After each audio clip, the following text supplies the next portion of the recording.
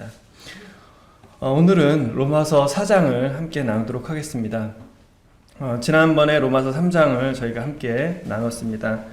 로마서 3장은 믿음으로 말미암는 하나님의 의에 대해서 이야기를 하고 있습니다. 그래서 유대인의 특권이 어떤 것인지, 그렇지만 또 믿지 않는 유대인에게도 동일하게 심판이 있다. 그래서 그런 불신에서 돌이켜야 한다는 것을 말씀하고 있고, 그리고 죄 아래 있는 이 인간들에게 자신을 바라보고 또 하나님을 두려워하라는 말씀을 하고 있습니다. 그리고 결과적으로 우리는 그 하나님에 의해 믿음으로 나아가야 된다는 것을 이야기를 하고 있고, 하나님의 의가 어떤 것인지를 자세하게 설명을 했습니다. 오늘 4장은 크게 세 부분으로 나뉘어집니다. 첫 번째는 믿음으로 의롭다 하심을 얻은 아브라함에 대해서 1절부터 8절까지 설명을 하고 있습니다. 그리고 9절부터 17절까지는 믿음의 조상으로 세움을 받은 아브라함에 대해서 이야기를 하고 있습니다. 마지막으로 18절부터 25절까지는 아브라함의 믿음이 우리에게 주는 의미에 대해서 설명을 하고 있습니다. 먼저 로마서 4장 1절부터 8절까지 함께 읽도록 하겠습니다. 제가 펴서 읽고 성도님들께서는 눈으로 이렇게 같이 읽어주셨으면 좋겠습니다. 집에서 혹시 그 온라인으로 보시는 성도님들도 이렇게 말씀 직접 찾으셔서 같이 눈으로 읽어주시면 감사하겠습니다. 그런즉 육신으로 우리 조상인 아브라함이 무엇을 얻었다 하리요? 만일 아브라함이 행위로서 의롭다 하심을 받았으면 자랑할 것이 있으려니와 하나님 앞에서는 없느니라. 성경이 무엇을 말하느냐? 아브라함이 하나님을 믿음에 그것이 그에게 의로 여겨진 바 되었느니라. 일하는 자에게는 그 삭시 은혜로 여겨지지 아니하고 보수로 여겨지거니와 이를 아니할지라도 경건하지 아니한 자를 의롭다 하시는 이를 믿는 자에게는 그의 믿음을 의로 여기시나니, 일한 것이 없이 하나님께 의로 여기심을 받은 사람의 복에 대하여 다윗이 말한 바, 불법이 사함을 받고 죄가 가려워짐을 받은 사람은 복이 있고 주께서 그 죄를 인정하지 아니하는 사람은 복이 있도다 함과 같으니라. 3장을 통해서 우리는 아까 설명을 좀 드린 것처럼 율법이 아니라 믿음을 통해서 우리가 하나님께 나아간다. 이 하나님의 의를 통해서 우리가 나가는 거지, 이 율법이나 나의 의를 통해서 나가는 것이 아니라는 것을 이야기를 하고 있습니다. 그러면서 3장 31절에는 그런즉 우리가 믿음으로 말미암아 율법을 파괴하느냐? 그럴 수 없다. 우리는 도리어 율법을 굳게 세운다. 그래서 율법을 파괴하는 게 아니고 율법을 굳게 세우는 것이다. 그게 이제 믿음으로 나가는 것이다. 라는 이제 말로 끝맺음을 하고 있습니다. 유대인들은 이 3장을 통해서 유대인들도 믿음으로 말미암아서 하나님께 나아가야 되는구나. 그리고 믿음으로 말미암는 하나님에 대해서 알고 이해하게 되었을 것이라고 생각됩니다. 율법의 목적도 알겠고 하나님의 공의도 알겠다. 그동안 내가 잘못 생각해왔던 부분들을 분명히 알겠다라는 생각을 했을 것입니다. 하지만 그와 동시에 또한 이런 생각도 했을 것입니다. 그러면 그동안 우리 민족이, 또 우리의 민족의 조상들이 율법을 통해서 의롭다 하심을 받아왔고, 그리고 우리도 율법을 통해 의롭다함을 받는다고 알아왔다. 그리고 그렇게 율법을 지키면서 살아온 것들이 굉장히 큰 의미가 있지 않느냐. 지금도 성전에서는 이 당시에는 제사를 지내고 있었을 것입니다. 그리고 여전히 할례를 유대인들은 행하고 있습니다. 하나님께서는 우리 조상 아브라함을 택하셔서 할례를 행하게 하셨고, 그리고 하나님의 사람으로 인정하신 것이 아니냐. 그렇다면 이게 진짜 어떤 거냐, 이런 부분들에 약간 그 혼란이 있었을 것입니다. 이런 그 질문들에 대해서 바울은 이 4장을 통해서 이야기를 합니다. 너희가 성경을 잘못 알고 있다. 너희가 성경을 오해하고 있다. 왜냐하면 1절에서부터 8절까지를 보시면 아브라함은 율법으로 의롭다 하심을 얻은 게 아니다. 아브라함은 바로 믿음으로 의롭다 하심을 얻었기 때문이다.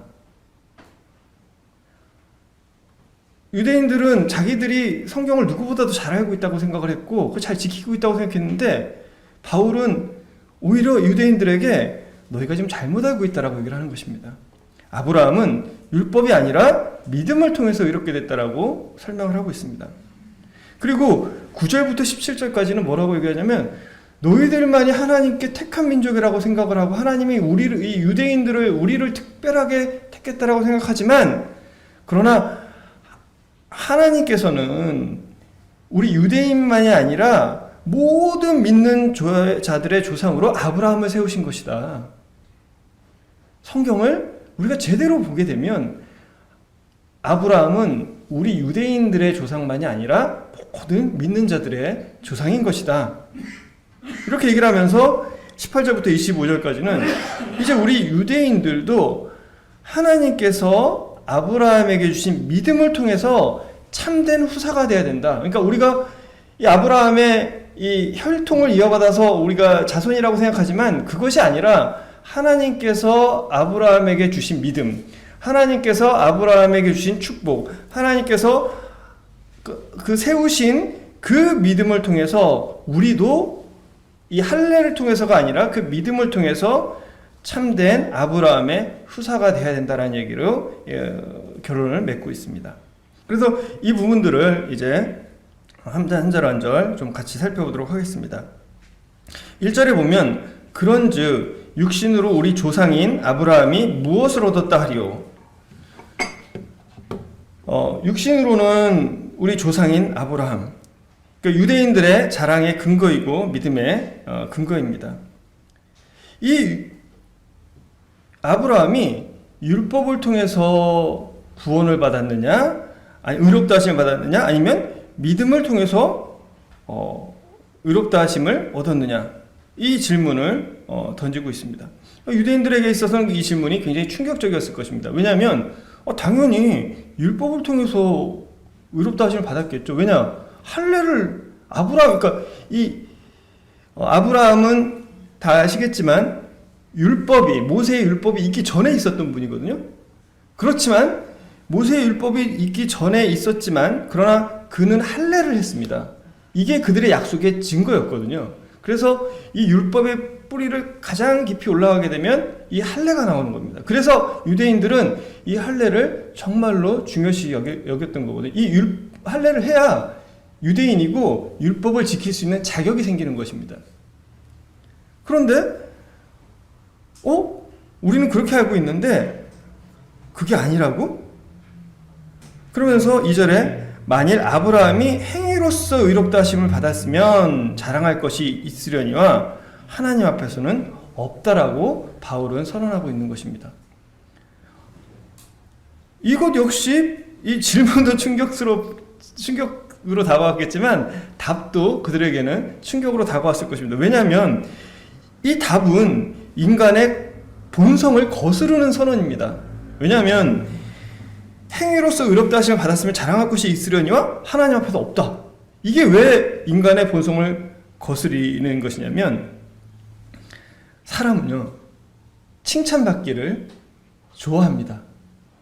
그렇죠? 욕먹는 거 다 싫어하시죠? 난 욕먹는 게 정말 좋아. 없으실 거예요. 칭찬은 정말 좋아. 이거는 고대나 현재나 미래에도 같을 거고요. 전 세계 어느 나라를 가도 칭찬은 사람들에게 굉장히 중요한 어떤 삶의 동기부여 요소가 됩니다. 그래서 칭찬은 고래도 춤추게 한다. 이런 얘기를 다 하실 겁니다. 물론 똑똑한 고래는 춤을 추지 않습니다. 하지만 이렇게 칭찬은 사람들이 정말로 중요시 여기고 인생을 살아가는데 필요한 것입니다. 이 칭찬이야말로 인간의 본성이 무엇인지를 보여줍니다. 인간은 인정받고 싶어하는 사람입니다. 또 인간은 보상받기를 좋아하는 본능이 있습니다. 인간만이 아니라 모든 세상의 어떤 생명체들은 이 보상받기를 원합니다. 우리는 어떤 일을 했을 때 보상이 주어지지 않으면 괜찮아요 하지만 이게 돌아서 갈 때 왠지 허전하죠. 뭘 들이주시면 이렇게 내가 열심히 이런 거에 뭘 주시면 뭘 이런 걸 다 하지만 참 이 다가 내 마음을 뿌듯하게 하는 그런 마음이 있습니다. 또 인간은 자랑하기를 좋아합니다. 인간은 정말 자랑하기를 좋아해요. 내가 자랑하기를 좋아하지 않는다고 생각하지만, 그러나 더 없는 사람들 사이에 가잖아. 있는 사람들 앞에서 내가 자랑할 게 없으니까 못하지만, 정말 비슷하거나 이런 사람 앞에 가면 나도 모르게 또 자랑을 하고 있는 나의 모습을 보게 됩니다. 이 칭찬을 받는다거나 보상을 받는다거나 이 자랑하는 그것은 하나의 뿌리가 있습니다. 그것은 자기의 행위라는 것입니다. 자기가 가진 것, 자기의 공로, 어떤 이런 것들, 자기로 인해서 얻어지는 것들이거든요. 만약 내가 전혀 하지 않은 것에 대해서 칭찬을 받는다면 그 사람은 부담스러울 겁니다. 이 사람은 아까 지금 말씀드린 것처럼 우리 인간들은 정말로 뭔가 내가 한 것, 내가 가지고 있는 것들에 대해서 칭찬받고 보상받고 자랑하기를 좋아하는 본성이 있습니다. 이 본성의 뿌리는 바로 교만함입니다.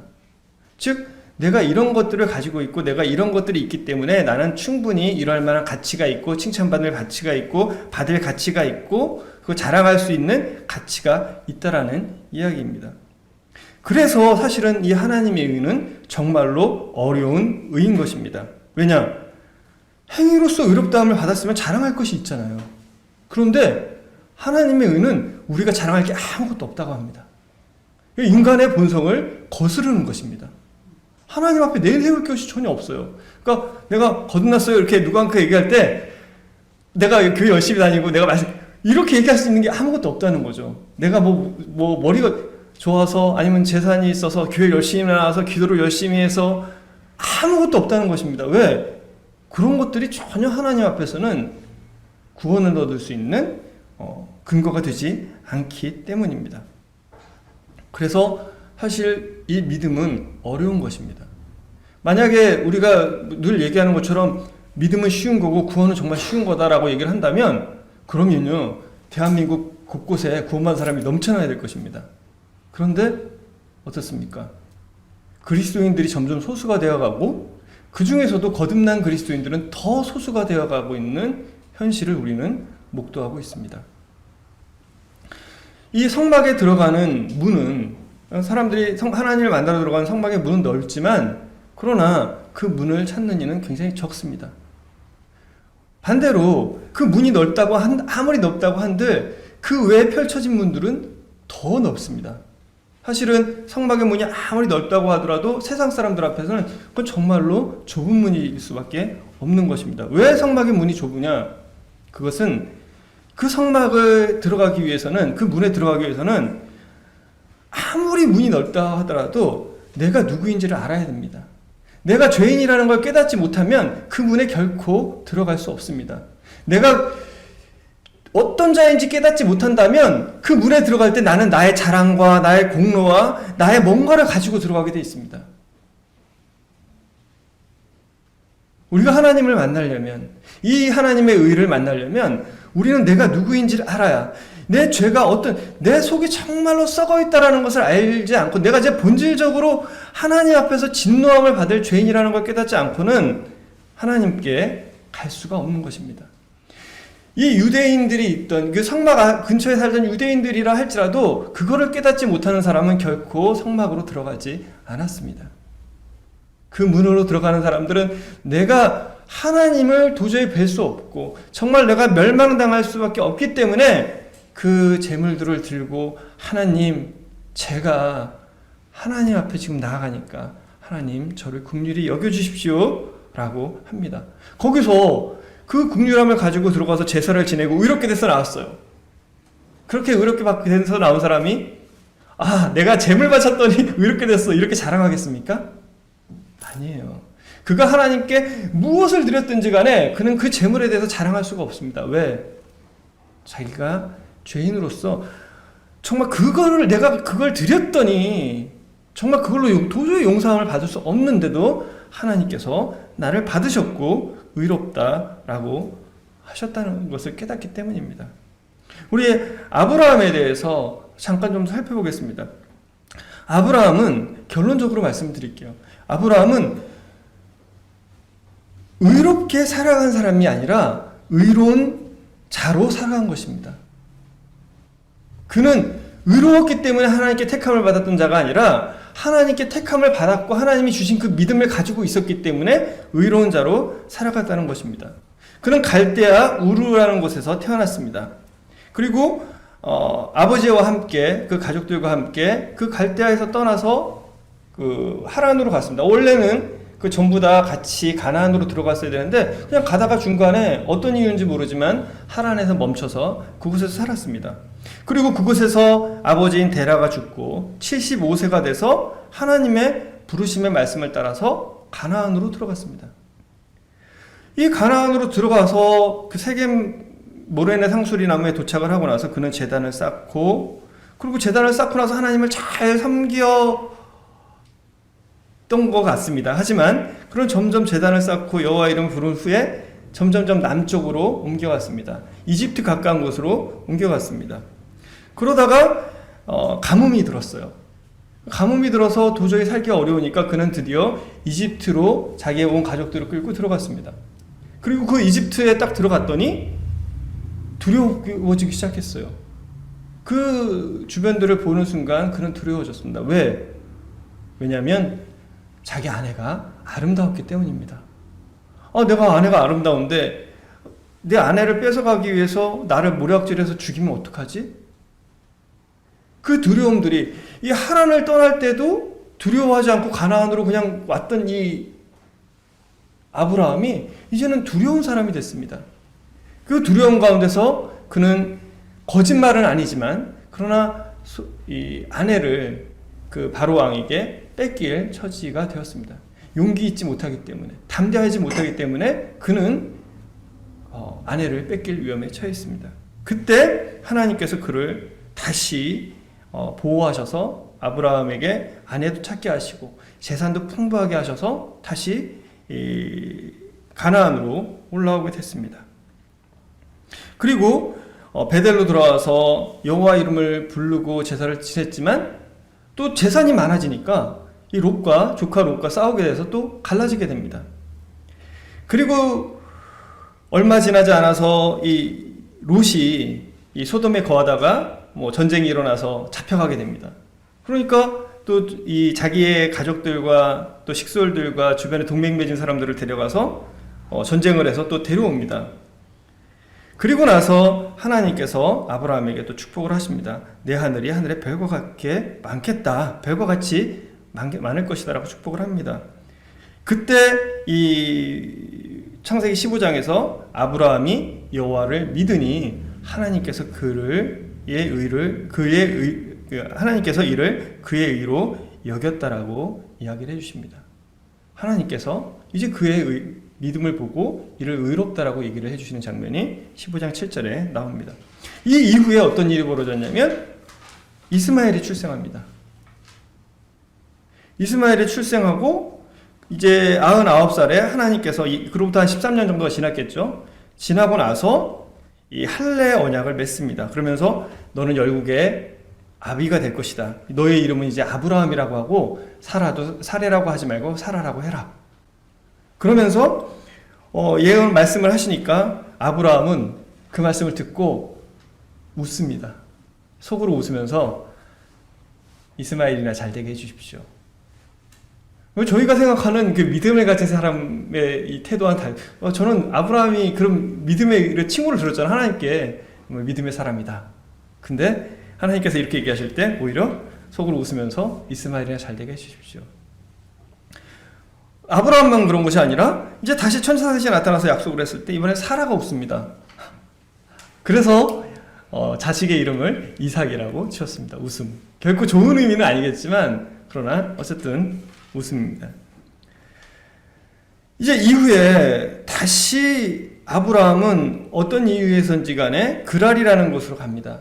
그곳에 가서 아비멜렉에게 이 이집트에서 겪었던 일을 또 겪습니다. 아내를 그 아비멜렉 왕에게 또 뺏길 뻔합니다. 이번에도 담대하지 못하기 때문에 또 그에게 문제가 좀 있었기 때문에. 그럼에도 불구하고 하나님은 그 아내를 다시 찾아줍니다. 그리고 나서 이삭이 출생을 하는 것입니다. 그리고 이 이삭을 아브라함은 하나님께 드리는 일이 있었던 것입니다. 그러니까 이 순서들을 쭉 보면 사실은 이 이스라엘 사람들에게는, 유대인들에게는 하나님께 드려서 의롭다함을 받았지, 그리고 그렇게 생각을 하고 있었는데 바울은 이 본문들을 통해서 그게 아니라는 것을 이야기를 하고 있는 것입니다. 처음에 제가 말씀드린 것처럼 아브라함은 이삭을 하나님께 바쳤기 때문에 의롭다 하심을 받은 게 아니라 의롭다 하심을 받고 그리고 여러 가지 과정들을 거치면서 하나님께 이삭을 드렸던 것입니다. 즉 그가 의롭게 살았기 때문에 의로운 자로 인정받은 것이 아니라 의로운 자로 칭함을 받았기 때문에 의로운 자로 살아가게 된 것입니다. 저는 이 사장 앞부분과 이 사장들을 보면서 하나님에 대한 올바른 지식이, 성경에 대한 올바른 지식이 올바른 믿음을 낳는구나라고 생각을 합니다. 많은 우리 교회 성도님들의 자녀들이 있습니다. 아마 이 시간 이 온라인을 통해서 이 동영상을 보는 그런 학생들과 청년들도 많이 있을 것입니다. 어려서부터 하나님에 대해서 들어왔습니다. 어려서부터 하나님에 대해서 너무 잘 알고 있다고 생각을 합니다. 구원받는 방법은 A, B, C, D 다 나옵니다. 그런데 여전히 그들의 마음은 하나님과 멀어져 있습니다. 그들은 구원받고 싶다고는 하지만 여전히 구원의 그 길에는 들어가고 있지 못합니다.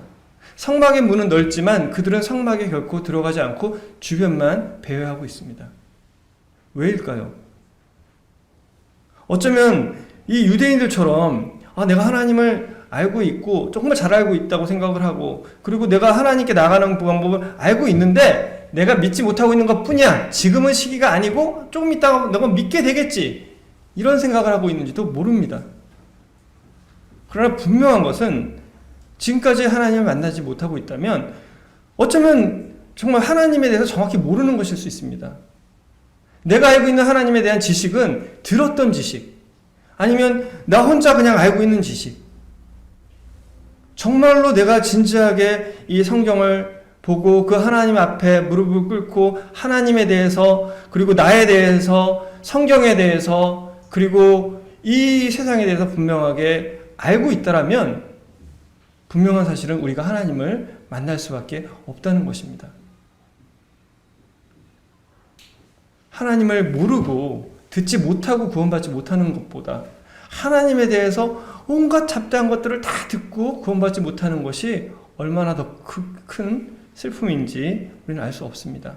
혹시 이 자리에 또 아니면 이 방송을 듣고 계신 분 중에서 구원을 내가 받지 못하고 있다라면 정말로 내가 지금 잘못 알고 있는 것이 아닌가? 나에게 뭔가 문제가 있는 것이 아닌가? 이런 생각을 하고 하나님께 더 나아갈 수 있는 계기가 됐으면 합니다.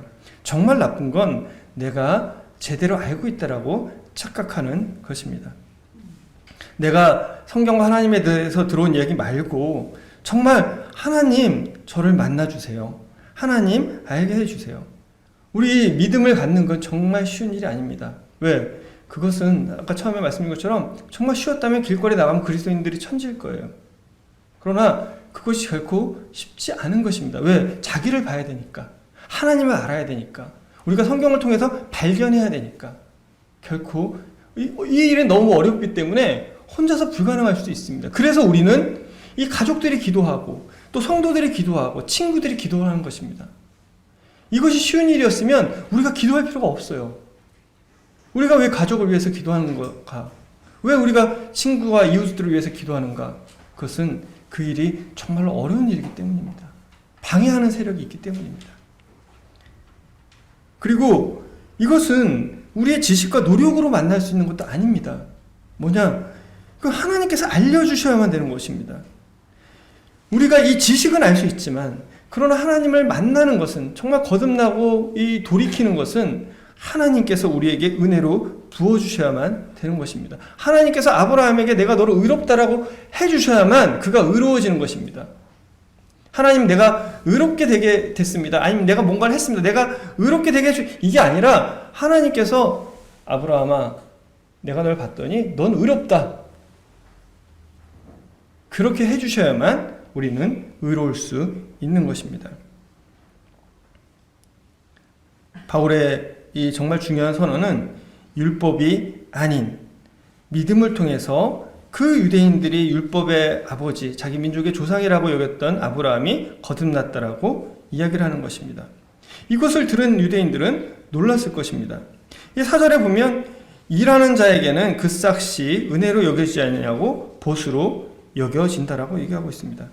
우리는 이걸 당연하다고 생각을 합니다. 그러나 수많은 종교인들만이 아니라 기독교인들조차도 하나님의 이 은혜와 보혈을 얘기하지만 실제로는 일하는 것으로 하나님께 뭔가 가지고 나가려고 하는 것들을 우리는 보게 됩니다. 유대인들도 하나님의 은혜에 대해서 이야기를 했습니다. 그리고 속죄에 대해서 이야기를 하고 있고 잘 알고 있었습니다. 그러나 그들은 그것을 왜곡되게 알고 있었던 것입니다. 어떤 사람들은 이렇게 얘기합니다. 하나님 믿으라고, 구원받으라고 얘기를 하면 죄가 많아서요. 은퇴하고 갈게요. 왜 교회 안 나오세요? 제가 교회 잘 나갔었는데요. 요즘에 제가 상황이 좀 안 좋아요. 제가 좀 그래요. 굉장히 겸손한 얘기 같지만 사실은 그렇지 않은 것입니다. 이것처럼 교만한 이야기가 없는 것입니다. 이 대답의 본질은 뭐냐면 내가 뭔가를 반대의 경우도 있어요. 정말 내가 신앙생활 열심히 하거든요. 근데 옆에서 누가 한마디 하면 기분이 팍 상해가지고 교회 안 나가. 이게 뭐죠? 그 안에 하나님의 주신 믿음이 아니라 나의 생각으로 나아가는 것들입니다. 성경이 무엇을 이야기하냐? 하나님을 믿음에 그를 의롭다라고 하나님이 칭해 주셨습니다.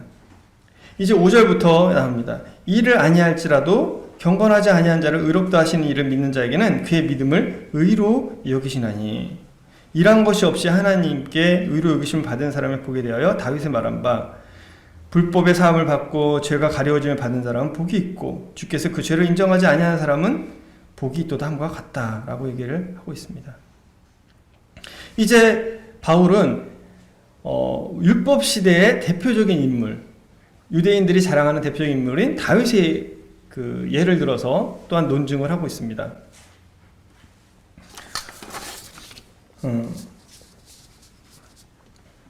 이 구절은 그 다윗이 간음하고 나서 나단에게 책망을 받고 나서 그리고 그가 돌이키고 나서 쓴 시편 32편 1절과 2절의 내용입니다.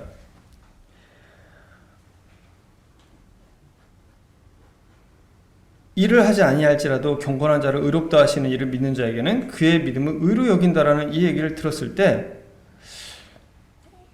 유대인들은 당황했을 것입니다. 우리는 그 마태복음 20장의 포도원 품꾼의 비유를 다 아실 거예요. 아침에 일찍 온 사람, 점심에 온 사람, 저녁에 온 사람, 끝나기 직전에 온 사람. 근데 이 품꾼의 급여가 다 같아요. 그럼 이게 요즘 일어난다고 치면 뭐 갑질, 아니 뭐 특권, 뭐 별게 다 나오겠죠. 이거 공평하지 않잖아요. 제가 그 입장이라면 굉장히 억울을 하겠습니다. 세상 어느 곳에도 어떤 종교도 이와 같이 얘기하지 않습니다. 일하지 않아도 경건하다. 일하지 않아도 의롭다. 유대인들은 이 말을 들으면 말도 안 되라고 반응을 할 것입니다. 아까 말씀드린 것처럼 바울은 다윗을 들어서 설명을 하고 있습니다. 불법의 사함을 받고 죄가 가려진 사람은 복이 있다. 유대인들은 이걸 듣고 그러네? 성경에 이런 구절이 있었네? 이 구절이 이 뜻이었어? 성경의 의미를 우리가 진짜 깨달을 때 우리 마음에 정말로 감사와 기쁨이 넘칩니다. 우리가 가진 진짜 복이 뭔가요? 이 하나님께 의로 여기심을 받는 사람의 복에 대해서 지금 다윗이 얘기를 한 거거든요. 이 복은 뭐냐면 우리의 죄가 가려지고 하나님 앞에서 의롭다고 인정을 받고 하나님과 교제하게 됐다는 것입니다.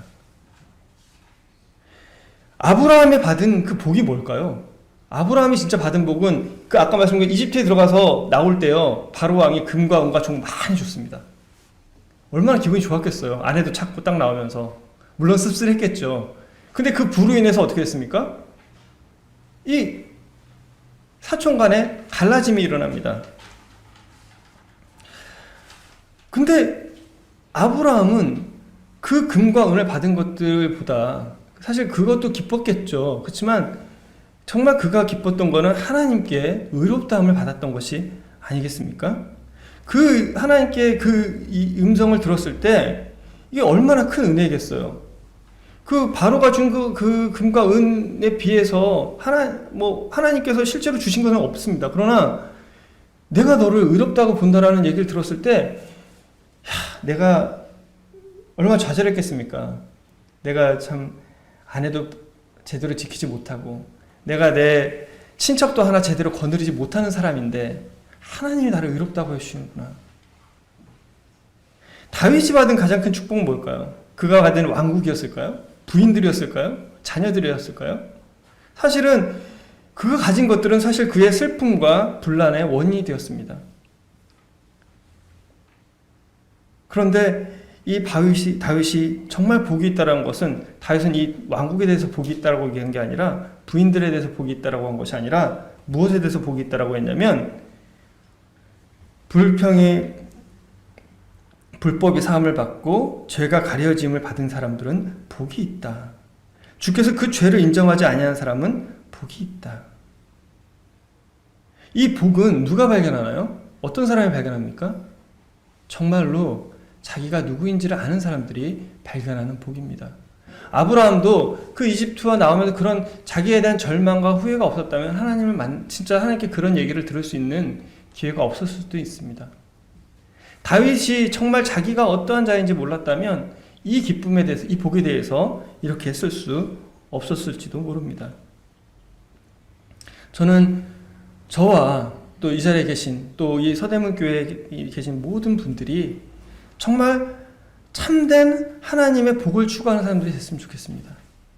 그리고 그 복을 받는 사람들이 됐으면 좋겠습니다. 그리고 그 복을 누릴 뿐만 아니라 그 복을 같이 나누는 사람들이 됐으면 하는 마음이 있습니다. 우리는 하나님의 참된 복을 추구하고 또 받고 나누고 누리는 사람들이 되어야 될 것입니다. 이제 9장부터 17절까지를 제가 읽도록 하겠습니다. 그런즉 이 복이 할례자에게냐 혹은 무할례자에게도냐, 무릇 우리가 말하기를 아브라함에게는 그 믿음이 의로 여겨졌다 하노라. 그런즉 그것이 어떻게 여겨졌느냐, 할례시냐 무할례시냐, 할례시가 아니요 무할례시니라. 그가 할례의 표를 받은 것은 무할례시의 믿음으로 된 의를 인친 것이니, 이는 무할례자로서 모든 믿는 자의 조상이 되어 그들도 의로 여기심을 얻게 하려 하심이라. 또한 할례자의 조상이 되었나니 곧 할례받을 자에게뿐 아니라 우리 조상 아브라함이 무할례시에 가졌던 믿음의 자취를 따르는 자들에게도 그러하니라. 아브라함이나 그 후손에게 세상의 상속자가 되리라고 하신 언약은 율법으로 말미암은 것이 아니요 오직 믿음의 의로 말미암은 것이니라. 만일 율법에 속한 자들이 상속자이면 믿음은 헛것이 되고 약속은 파기되었느니라. 율법은 진노를 이루게 하나니 율법이 없는 곳에는 범법도 없느니라. 그러므로 상속자가 되는 그것이 은혜에 속하기 위하여 믿음으로 되나니, 이는 그 약속을 그 모든 후손에게 굳게 하려 하심이라. 율법에 속한 자에게뿐만 아니라 아브라함의 믿음에 속한 자에게도 그러하니 아브라함은 우리 모든 사람의 조상이라. 이제 9절부터 17절까지는 그 믿음의 조상으로 세움을 받은 아브라함에 대해서 이야기를 하고 있습니다. 이제 9절부터 12절까지는요, 할례와 전혀 무관한 하나님의 의, 그러니까 칭의를 이야기하고 있습니다. 아브라함이 받은 의는 이 할례와는 전혀 무관하다라고 설명을 하고 있는 것입니다. 11절에 보시면 9절에 보시면 그런즉 이 복이 할례자에게냐 혹은 무할례자에게도냐, 이렇게 했습니다. 이 복이라는 것은 바로 믿음으로 말미암는 복을 이야기를 하고 있습니다. 아까 제가 잠깐 설명을 드린 것처럼 창세기 15장 6절에 의로 여기심을 받은 이후에 99세에 맺은 그 언약, 의로운 자로 여겨진 것을 확인하고 나타낸 것입니다. 그러니까 할례는 창세기 15장 6절에서 받았고요. 의로 여기심은 창세기 15장 6절에서 받았고, 이 이후에 14년이라는 시간이 지나서 이제 할례를 행하라고 한 것입니다. 바울은 할례를 통해서 의롭게 된 것이 아니라 믿음을 통해서 의롭게 여겨졌다라고 얘기를 하고 있습니다. 그런데 오늘날 보면 수많은 그리스도인들이 있습니다. 그들은 자기가 그리스도인이라는 근거가 뭐냐라고 했을 때 세례를 받았다, 침례를 받았다라고 얘기를 합니다. 사실은 군대에 가면 초코파이 먹기 위해서 세례를 받는 사람들도 많이 있습니다. 이 세례나 침례는 정말 어쩌면 이 사람들이 돌이키고 거듭나고 구원받는 것을 방해하는 이 할례와 같이 아주 강력한 사단의 무기가 되기도 합니다. 이 세례교인, 이런 또 침례교인이라는 것이 또 하나의 유대인들을 만드는 것이기 때문입니다. 거듭나지 않고 침례를 받고 세례를 받았습니다. 그럼 나는 성도가 된 거라고 생각을 하고 있습니다. 이 사람들에게 복음을 전하면 저 침례 받았고요, 저 세례 받았습니다. 우리는 세례나 침례를 통해서 아니면 종교 생활을 통해서 하나님께 의롭다고 인정을 받을 수 있는 것이 아닙니다. 오직 세례나 침례는 이 회심과 구원의 거듭난의 증표로서 우리가 행하는 의식일 뿐입니다. 하나님이 그러니까 아브라함이 그 의롭게 여기심을 받고 나서 할례를 통해서 그것을 나타낸 것처럼 이 침례나 세례는 우리가 구원받고 그것을 공식적으로 나타내는 예식일 뿐입니다. 이것이 사람들에게 있어서 구원의 증거로 나타나는 것은 정말로 안타까운 일입니다. 혹시 우리 가운데서 정말 자기를 한번 돌아보면서 내가 침례를 받고 아니면 세례를 받은 사람이다. 제가 여기 침례랑 세례를 다 쓰는데 사실은 침례가 맞죠. 그렇지만 일반적으로 기독교계에서는 세례란 말을 굉장히 많이 쓰기 때문에 제가 같이 말씀을 드립니다. 좀 오해하지 않으셨으면 감사하겠습니다.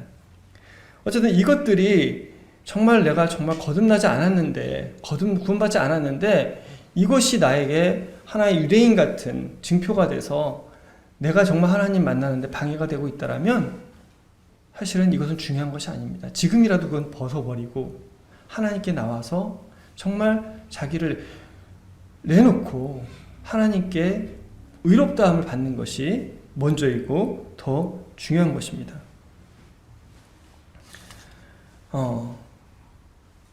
할례는 의롭게 된 징표일 뿐인 것입니다.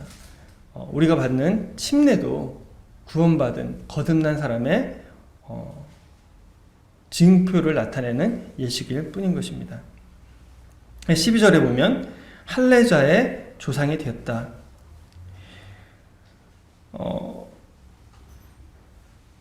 할례를 받은 자에게 뿐만 아니라 우리 조상 아브라함이 무할례 시에 가졌던 믿음의 자취를 따르는 자들에게도 그러하다. 아브라함이나 그 후손에게 세상의 상속자가 되라고 하신 언약은 율법으로 말미암은 것이 아니라 오직 믿음의 의로 말미암는 것이다. 즉 이 설명을 하고 나서 12절 13절을 통해서 바울은 얘기를 합니다. 우리가 믿음의 자취를 따르는 믿음의 의를 바라보게 하기 위해서 이것들이 기록되었다라고 이야기를 하고 있습니다. 만약에 율법에 속한 자들이 상속자들이라면 믿음은 헛것이 되고 약속은 파기가 된다. 율법에 속하는, 그러니까 제가 정말 내가 거듭났는지, 내가 구원받았는지 아닌지를 확인할 수 있는 가장 좋은 방법이 있습니다. 그건 뭘까요? 내가 하나님 앞에 두려운 삶을 살고 있다면, 내가 하나님 앞에 두려운 삶을 살고 있다면, 그렇다면 그건 돌이켜봐야 될 것입니다. 왜? 율법은 진노를 이루는 것이고 그 진노를 알고 있다라면 우리는 두렵게 되기 때문입니다. 은혜 안에 있는 사람은 기쁨과 화평과 평안을 누릴 수가 있습니다. 이제 16절과 17절을 보도록 하겠습니다. 그러므로 상속자가 되는 그것이 은혜에 속하기 위하여 믿음으로 되나니 이는 그 약속을 그 모든 후손에게 굳게 하려 하심이라. 율법에 속한 자에게뿐만 아니라 아브라함의 믿음에 속한 자에게도 그러하니. 아브라함은 우리 믿는 모든 사람의 조상이다. 믿는 17절을 다시 읽도록 하겠습니다. 사람의 조상이라. 기록된 바 내가 너를 많은 민족의 조상으로 세웠다 하심과 같으니 그가 믿는 바 하나님은 죽은 자를 살리시며 없는 것을 있는 것으로 부르시는 이시니라.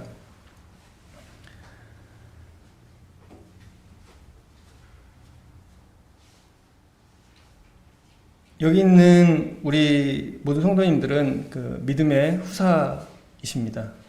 그리고 거듭나신 성도님들입니다.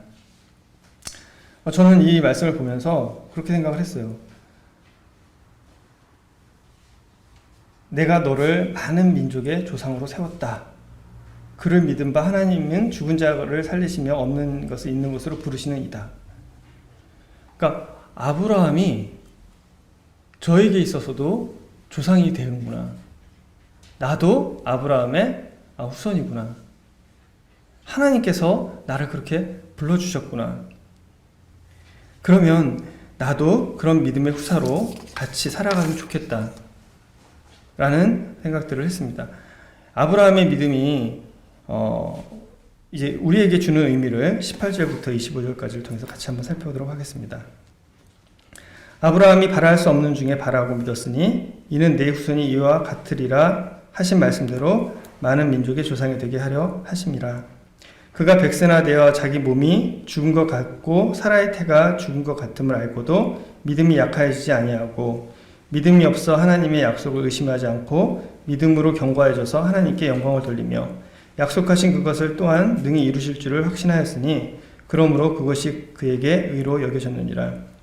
그에게 의로 여겨졌다 기록된 것은 아브라함만 위한 것이 아니요 의로 여기심을 받은 우리도 위함이니 곧 예수 우리 주를 죽은 자 가운데서 살리신 이를 믿는 자니라. 예수는 우리가 범죄한 것 때문에 내어줌이 되고 또한 우리를 의롭다 하시기 위하여 살아나셨느니라. 믿음의 길은 하나님의 의의 길은 어렵고 좁은 길입니다. 자신을 알고 하나님을 알아야 갈 수 있는 길입니다. 자신에 대해서 절망하고 하나님을 신뢰해야 갈 수 있는 길입니다. 왜냐하면 하나님을 믿고 그분의 말씀을 신뢰해야 하기 때문입니다. 실제로 지금 이 말씀을 보면 믿음이 진짜 어려운 이유는 우리의 현실과는 전혀 다른 것이기 때문입니다. 이 말은 뭐냐면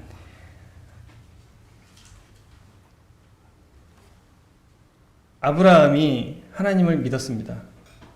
그런데 아브라함이 하나님을 믿었을 때 그에게 있는 현실은 하나님을 믿는 소망과는 전혀 반대되는 것이었어요. 왜냐하면 그 주변에 하나님을 믿는 사람은 자기밖에 없었습니다. 그리고 그는 사실은 어디에 가든지 간에 자기 혼자였기 때문에 두려울 수밖에 없었습니다. 하나님이 주신 약속은 지금 바로 눈앞에서 이루어질 수 있는 약속들이 아니었습니다. 내 자손이 이 땅을 다 차지할 것이다. 네가 열국의 조상이 될 것이다. 이런 약속들은 생각해 보십시오. 그가 지금 살아가는 데 있어서 어떤 영향을 주겠습니까? 그 당시에 믿었던, 그리고 지금 사람들이 믿는 신은 어떤 신이냐면 지금 내가 너를 잘되게 해줄게. 지금 내가 너를 지켜줄게. 지금 내가 너를 행복하게 해줄게. 이것이 세상 신들이 말하는, 그리고 사람들이 말하는 그런 믿음들인 것입니다. 그런데 아브라함에게 주어진 믿음은 그것이 아니었습니다. 그가 두려울 때 하나님이 나타나서 말씀하셨어요. 내가 너의 방패가 됐겠다. 그리고 내가 너한테 줄 축복은 열국의 조상이 되는 거야. 그리고 내가 너에게 줄 축복은 이 땅을 너의 후손들에게 주는 것이야. 사실 하나님께서 주신 소망은요, 이 땅에 있는 소망이 아닌 것입니다. 지금 우리가 쟁취할 수 있는 소망이 아니라는 것입니다. 우리가 거듭나고 구원받은 사람으로 살아갑니다. 그리고 우리가 복음을 전합니다. 근데 우리가 복음을 전할 때 그 사람들에게 줄 수 있는 약속이 없어요. 우리가 그들에게 줄 수 있는 약속이 무엇이 있겠습니까? 내가 하나님 믿으면 가족이 행복해져. 하나님 믿으면 하는 일이 잘 돼. 하나님 믿으면 모두 잘 풀릴 거야. 우리가 그렇게 단언해 줄 수 있습니까? 아닙니다. 아브라함의 믿음에 대해서 우리는 쉽게 생각할 수 있습니다. 하나님이 믿었으니까, 그는 그런 믿음이 있으니까, 그런 믿음을 가졌으니까 그런 사람이 될 수 있겠지. 그런데 18절에 보면 이렇게 말씀하시거든요. 아브라함이 바랄 수 없는 중에 바라고 믿었다. 이는 내 후손이 이와 같으리라 하신 말씀대로 많은 민족의 조상이 되게 하려 하심이기 때문에. 그리고 자기 몸이 죽은 것 같았을 때, 그리고 사라의 태가 죽은 것을 알고도 믿음이 약해지지 않고 하나님께서 주신 그 약속을 굳게 믿었다. 여기서는 사실은 아브라함이 가진 그 믿음과 결단을 얘기하는 것처럼 보이지만, 그러나 우리가 정확하게 살펴보면 사실은 아브라함은 하나님이 주신 믿음 때문에 그 믿음을 가지고 살아간 것입니다. 우리가 아까 처음 얘기한 것처럼 복음을 전하거나 또 사람들에게 전도할 때 우리는 그러한 약속을 줄 수 없습니다. 그러나 우리가 줄 수 있는 확실한 약속이 있습니다.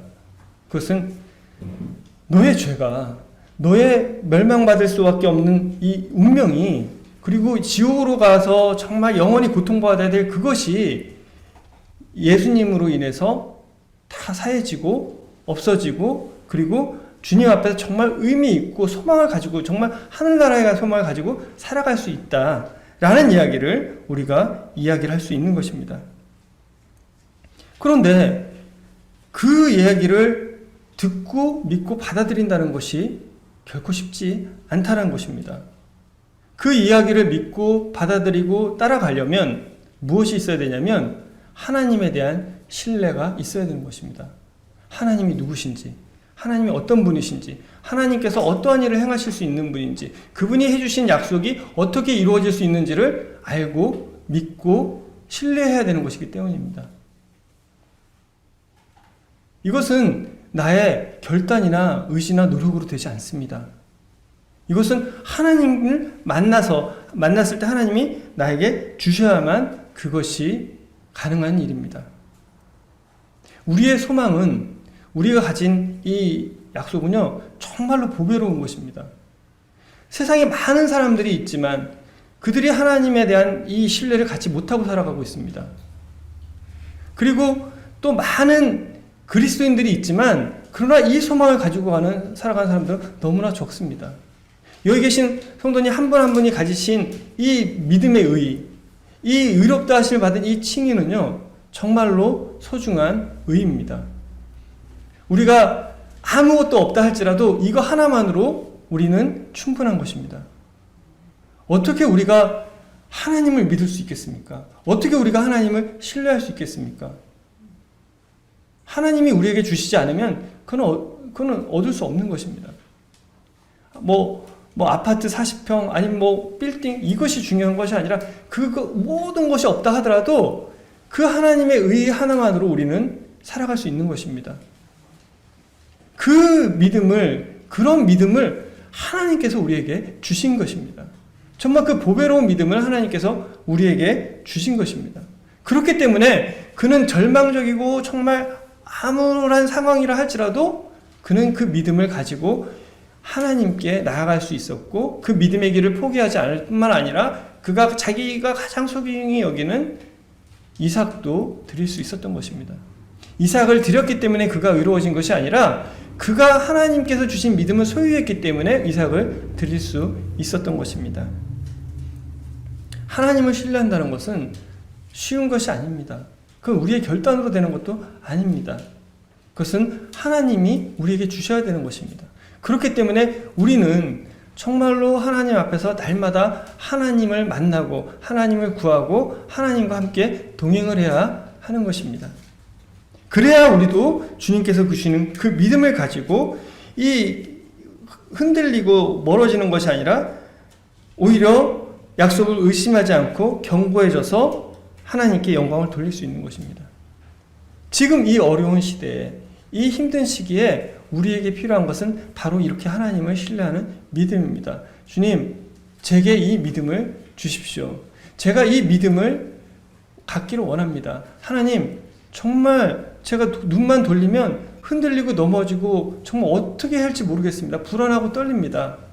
주님, 제게 이 믿음을 허락해 주시고 이 믿음을 통해서 정말로 하나님께 이 견고해질 뿐만 아니라 영광을 돌리면서 주님을 증거하면서 살게 해주십시오 라는 것이 우리 성도들에게 필요할 것 같습니다.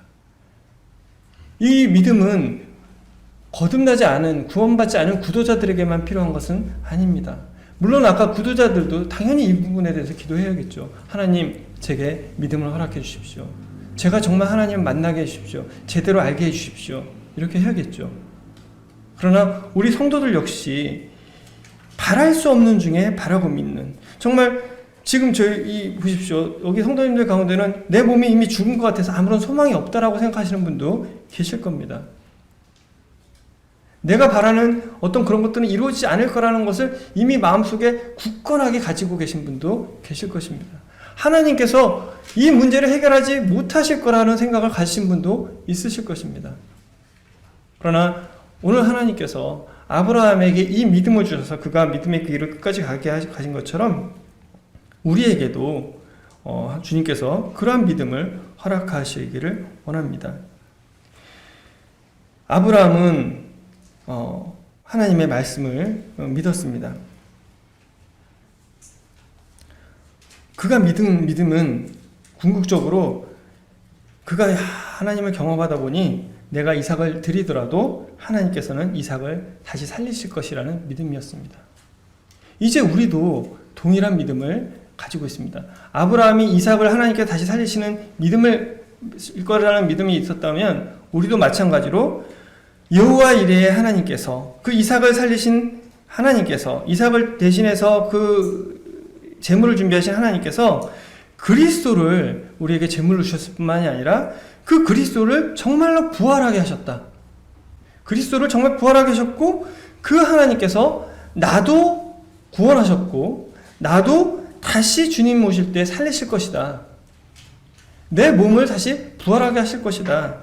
내가 그때 하나님을 만나서 그 하나님과 영원히 동행하고 살아갈 것이다. 내가 이 땅에 어떠한 어려움과 이 힘든 그런 일들이 정말 그 죽음과 같은 그런 상황이 온다 할지라도 하나님께서는 나와 함께 하시고 나를 인도하실 것이다. 어쩌면 지금 이 시대를 살아가는 우리에게 가장 필요한 것이 이 아브라함이 가졌던 믿음이 아닌가 싶습니다. 하나님께서 저와 또 성도님들에게 그런 믿음을 허락하시기를 기도합니다. 기도하고 마치도록 하겠습니다.